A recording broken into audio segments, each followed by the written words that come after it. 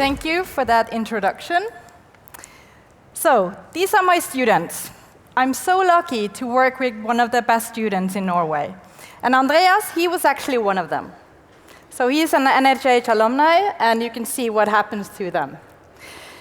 Anyways, when you sit here, I guess you all have experience with working in teams. 80% of a worker today is spent interacting with others. So during your day, you're either in meetings, projects, teams, on telephone, or emailing. So you spend a lot of time trying to make that collaboration work. And what I see is that there is an enormous belief in putting together people in teams and that something magic will happen. So we have these anecdotes saying 2 + 2 equals not 4, but 5. So this huge belief in putting people together and magic will happen is very interesting when we see, as researchers, that it's more like 3. 2 + 2 equals 3.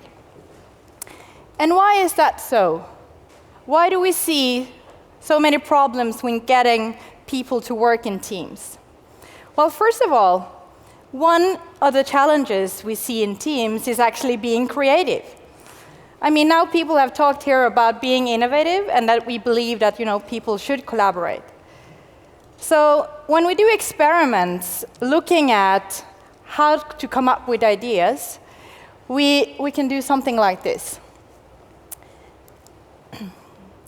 So do you know the technique of brainstorming, right? Which is very often used to come up with new ideas.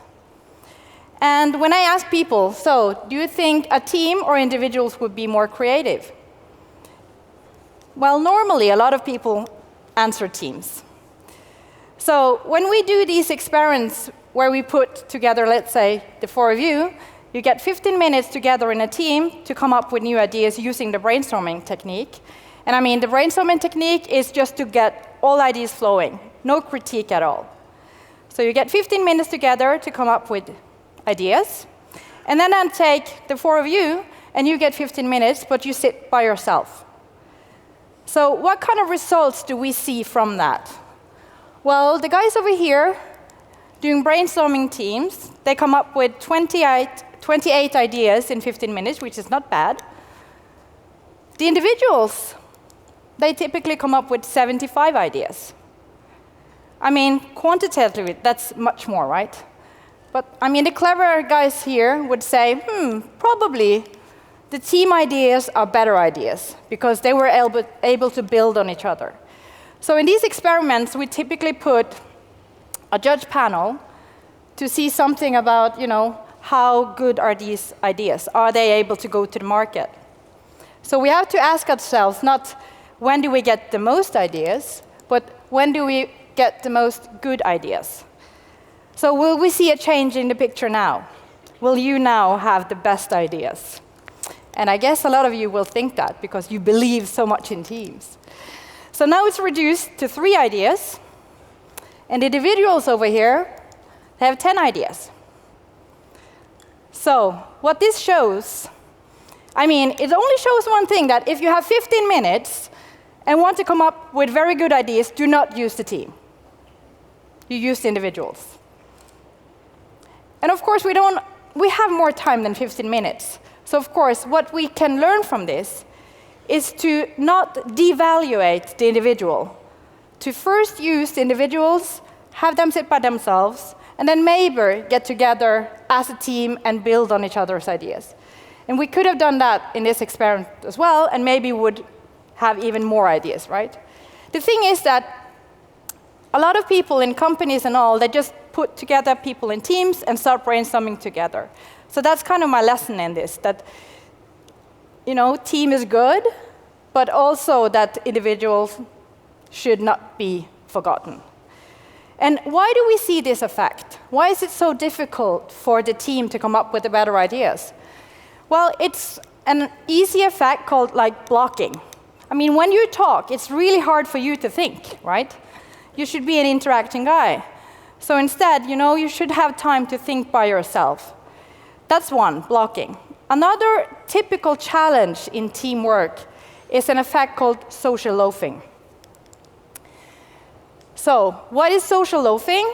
I mean, you've all been in this kind of teams, right? You are probably the one feeling that you're doing 90% of the work. And then you have a lot of people saying they want to help and showing up, but then going again, and then not delivering what they should. That's a social loafing effect. It's not only a free rider problem, but it could be, in a sense, I mean, I guess you all have been in a team where you're sitting thinking, I'm not sure I dare to tell my idea, because that guy, he always is so critical. Or it could be that you think, I'm not as smart as the other guys. Or maybe you're just, a little bit unfocused because you think the others are probably more motivated. The thing is, the social loafing effect is kind of a physiological effect, in the sense that when there's only one in the team, you're 100% responsible, and you probably do 100%. But once you get more people on board, you yourself lose some of that motivation or effort. So you have to fight that effect even when you just put together people in a team. And I think as a researcher, this is really interesting. We believe in teams, but we see these challenges, both with being creating teams and also this social loafing effect. So at NHH, we gathered a research group, and we wanted to kind of get to grips with how can we solve this problem. And we leaned our research on this guy, Richard Hackman. He no longer lives, but he's been huge in the team literature in the US. And before he died, he had this famous quote saying, "The things that happen the first time a group meets strongly affect how the group operates throughout its entire life." And just think about the first impression effect.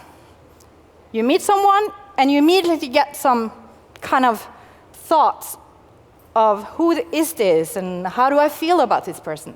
The same things happen when you meet together as a team the first time. Things are said that turn into norms, and you start acting that way, and it gets into a culture. So we wanted to see how can we kind of manipulate or do something on that first meeting that will actually be good for the team. So going back to the students you saw on a picture when I started, we did an experiment at NHH. I had a class of 333 students in psychology and leadership, and I split them into two. I said that, okay, 37 teams, I put them into teams of 4 people. They should do a team building activity, because that's what you guys do. When you want to be good at teams, you go to some hotel or whatever, and you do funny stuff, hiking and skiing and all these things. And you think, this is really good for the team. Now we'll be a very effective team. So we made a team building activity for these students, 37 teams. And then we had another 41 teams. They had to fill out a team contract, where the belief was that it's really, really important to get to grips with kind of norms do we want to have in this team. How should we operate? How should we talk to each other? How to avoid the social loafing effect? What kind of leadership tasks should we have? And lots of questions they needed to answer. So the 41 teams and the 37 teams had a very different way of starting.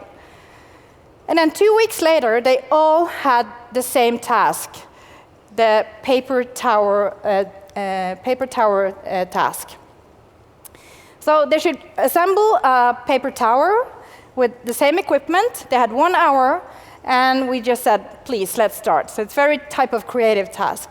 But not to make it too easy, we made some disruptions. So after 10 minutes, we took out the most active member into parental leave. Because that happens, when you work in teams, right? Suddenly someone disappears.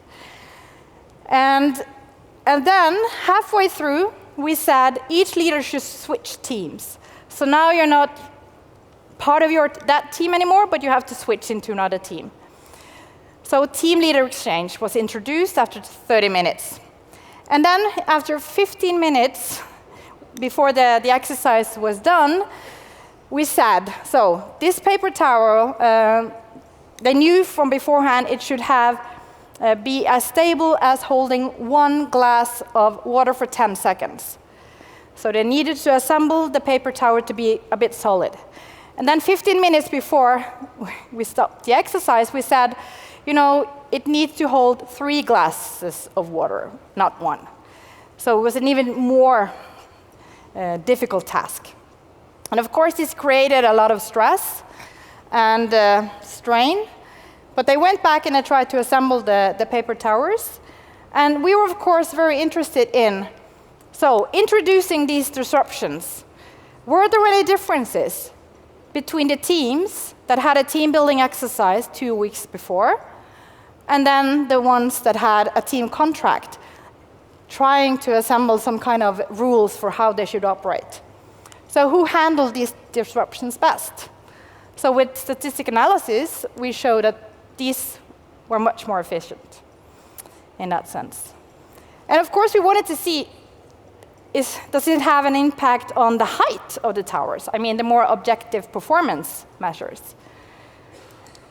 And it did. So what do we learn from this? Do not use team building. Saves you a lot of money.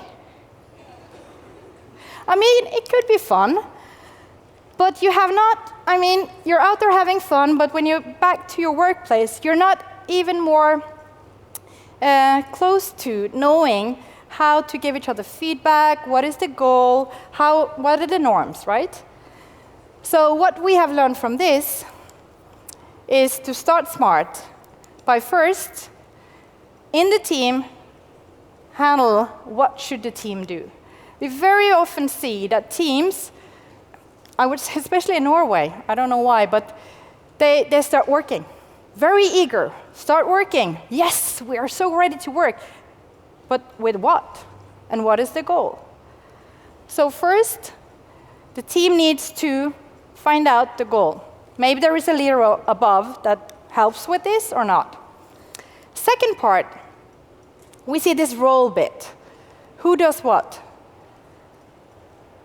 A lot of teams, they don't even talk about what kind of tasks do we need to do and how do we operate. And this is kind of the second most important thing to get to grips with. And I'm not talking about these roles in the sense that I know some of you probably read some literature of Meredith Belbin, where you need a clown or a plant or a finisher or whatever. It's not these type of roles. It's more the task type of role. Why are you needed in this team? And why should you be here? And what are the tasks you need to do? And the third thing is the norms. How do we work together? Some kind of rules. Is it okay in the meeting to start texting someone or start answering emails? Is it okay to be late? Do we have a leader? What are the leader tasks? How do we respond to each other? Is it okay to say that, you know, I'm worried or I don't like the way you talk to me? So how do we operate in the team? We rarely actually talk about these things. So if you establish the goal, the roles, the norms, you're kind of starting smart. And then the fourth one is actually what we call the reflection phase. So if you start out smart, you also need time ahead to stop up, ask each other, were the goal, the roles, the norms the one we wanted? Or do we need to find out new ways of working? Because you're not there from the first day that you know all these things. But it's really, really important to set out time to reflect. How are things going? And in the daily business, I know it's really difficult because we seldom have time. We just want to run, you know, and hit the next whatever. But these are the things that we have found really work. The teams that are more reflective are the most efficient teams.